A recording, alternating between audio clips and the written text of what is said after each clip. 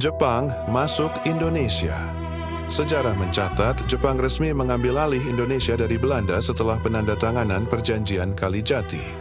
Lantas, kapan tepatnya kedatangan Dai Nippon ke Nusantara, apa tujuannya dan bagaimana kronologinya? Perjanjian Kalijati yang diteken tanggal 8 Maret 1942 di Kalijati, dekat Subang, Jawa Barat, merupakan tanda resmi menyerahnya Belanda kepada Jepang dalam Perang Asia Timur Raya atau yang menjadi rangkaian dari Perang Dunia II. Lantaran Belanda menyerah tanpa syarat kepada Jepang, maka kekuasaan atas wilayah koloni mereka yakni Hindia Belanda alias Nusantara atau Indonesia diserahkan kepada pemerintah militer Dai Nippon. Penyebab kedatangan Jepang ke Indonesia. Sebenarnya, orang-orang Jepang memasuki Indonesia sebelum menyerahnya Belanda tahun 1942. Tahun 1937 sedang terjadi krisis ekonomi yang melanda dunia. Jepang ternyata berhasil mengantisipasi dampak buruk yang diakibatkan oleh resesi global tersebut. Ong Hokam dalam runtuhnya Hindia Belanda 1937-30 menyebutkan bahwa Jepang termasuk salah satu negara yang mampu selamat dari krisis moneter dunia. Hal ini berbeda dengan Hindia Belanda, Indonesia di bawah penjajah kolonial Belanda. Maka ketika krisis ekonomi melanda dunia, Jepang mampu bertahan berkat strategi perekonomian mereka. Sebaliknya, perekonomian Hindia Belanda kian terpuruk. Inilah yang menjadi jalan masuk awal Jepang ke wilayah Indonesia. Pada 1939, orang-orang Jepang masuk ke Indonesia untuk berinvestasi kepada pemerintah Hindia Belanda. Selain itu, Jepang juga menjadi salah satu negara utama tujuan ekspor komoditas dari Hindia Belanda yang didapat dari kekayaan alam Nusantara. Jepang pada waktu itu menjadi pesaing negara-negara Eropa dalam perebutan pasar ekonomi. Situasi demikian membuat mereka mampu masuk ke Indonesia pada tahun 1934 untuk berinvestasi kepada pemerintah Hindia Belanda. Tujuan Jepang ingin menguasai Indonesia. Pada 1 September 1939, Perang Dunia II dimulai. Jepang dan Belanda berada di kubu yang saling berhadapan. Jepang di blok fasisme bersama Jerman dan Italia, sedangkan Belanda menjadi bagian dari sekutu yang dimotori Amerika Serikat dan Inggris. Situasi ini tentunya merugikan Jepang yang telah menanamkan investasi di Indonesia serta mengimpor berbagai komoditas hasil alam dari Hindia Belanda. Atas hal itulah Jepang kemudian mengincar Indonesia. Dengan demikian, tujuan awal Jepang atas penguasaan terhadap Hindia Belanda adalah ingin menguasai kekayaan alam Nusantara untuk kebutuhan perang dan industri. Jepang menjadi salah satu kekuatan penting dalam Perang Dunia II. Bahkan pada 7 Desember 1941, Jepang menyerang pangkalan militer Amerika Serikat di Pearl Harbor, Hawaii. Dikutip dari Sejarah Nasional Indonesia, Nat 6, 1983, karya Marwati Jonet Posponegoro dan Nugroho Noto Susanto. Pemerintah kolonial Hindia Belanda melalui Gubernur Jenderal Tjarda van Starkenborg-Stachauer menyatakan perang terhadap Jepang. Jepang merespons tantangan tersebut dengan mengirimkan pasukannya ke wilayah Tarakan, Kalimantan Timur, pada 11 Januari 1952. Keesokan harinya, wilayah Tarakan berhasil diduduki Jepang yang segera merembet ke wilayah-wilayah Indonesia lainnya, termasuk Maluku di kawasan timur.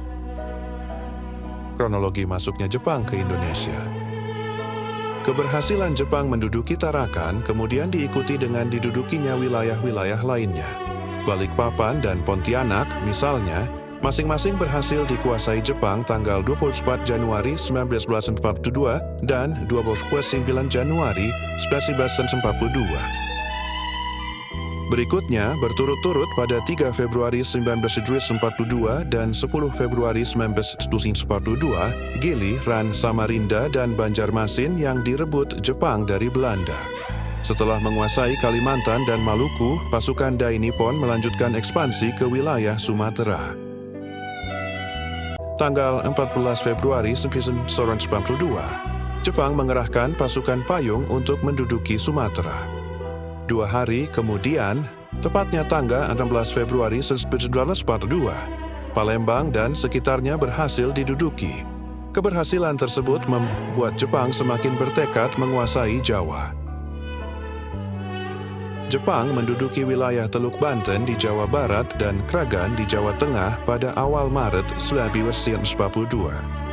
Akhirnya, Batavia, Jakarta, yang menjadi pusat pemerintahan kolonial Hindia Belanda direbut pada 5 Maret 1942, menyusul kemudian Bandung yang diambil alih 2 hari berselang. Belanda yang semakin terdesak terpaksa menyetujui untuk diadakan perundingan. Tanggal 8 Maret 1942, di Kalijati, dekat Subang, Jawa Barat, kedua belah pihak bertemu. Dalam perundingan yang dikenal dengan nama Perjanjian Kalijati itu, diputuskan bahwa Belanda menyerah tanpa syarat kepada Jepang. Dikutip dari Sejarah Pergerakan Nasional, dari Budi Utomo sampai Proklamasi 1941 hingga 1945, 21, karya Suhartono, pertemuan dilangsungkan di Kalijati pada 8 Maret 1942. Disepakati bahwa Angkatan Perang Belanda menyerah tanpa syarat kepada Jepang. Selanjutnya dilakukan penyerahan kekuasaan atas wilayah Indonesia oleh Gubernur Jenderal Hindia Belanda, Tejarda van Starkenborg Stachauer, dan Letnan Jenderal Hendrik ter Poorten, yang merupakan Komandan Angkatan Perang Belanda di Jawa, kepada Jenderal Hitoshi Imamura selaku wakil delegasi Dai Nippon. Sejak saat itu, wilayah Indonesia berada dalam pendudukan pemerintahan militer Jepang, hingga akhirnya Dai Nippon mengalami kekalahan dari sekutu dalam Perang Asia Timur Raya yang membuka peluang bagi bangsa Indonesia untuk memproklamirkan kemerdekaan pada 17 Agustus 1945. Propaganda Jepang di Indonesia. Setelah resmi menduduki Indonesia sejak 8 Maret 1942, Jepang mulai menyusun pemerintahan demi melancarkan pendudukan mereka di Indonesia. Selain itu, Dai Nippon juga melakukan aksi-aksi propaganda demi menarik simpati rakyat Indonesia. Salah satu propaganda yang Jepang lakukan ialah membentuk gerakan 3A, yaitu Nippon Pemimpin Asia, Nippon Pelindung Asia, dan Nippon Cahaya Bu Asia. Abdul Salam dalam Menuju Kemerdekaan, menyebutkan bahwa gerakan 3A dibentuk oleh Jepang diterapkan untuk membantu usaha peperangan mereka melawan sekutu di Perang Dunia Kedua. Selain gerakan 3A, pemerintah militer Jepang juga menyebarkan berbagai propaganda lainnya serta kegiatan-kegiatan dan membentuk deretan organisasi yang melibatkan orang-orang Indonesia, seperti Pembela Tanah Air, PETA, Heiho, Seinendan, Keibodan, Barisan Pelopor, dan masih banyak lagi. Jepang membutuhkan bantuan orang-orang Indonesia untuk menghadapi sekutu di Perang Dunia Kedua. Namun, di sisi lain, pada perkembangannya, perlakuan Dai Nippon terhadap rakyat Indonesia justru semakin kejam. Penerapan kerja paksa Romusha dan Jugun Ianfu adalah sedikit contohnya. Selama kurang lebih 4,5 tahun Jepang menjajah Indonesia, banyak kerugian dan kesengsaraan yang ditimbulkan. Semua diarahkan demi kepentingan perang untuk Jepang, sehingga kehidupan masyarakat Indonesia tersiksa. Begitu pula dengan sumber daya alam yang dikuras oleh Dai Nippon. Hingga akhirnya pada pertengahan tahun 1945, Jepang menunjukkan tanda-tanda kekalahan dan akhirnya menyerah kepada sekutu. Situasi ini membuka peluang bagi bangsa Indonesia untuk menyatakan kemerdekaan pada 17 Agustus 1945.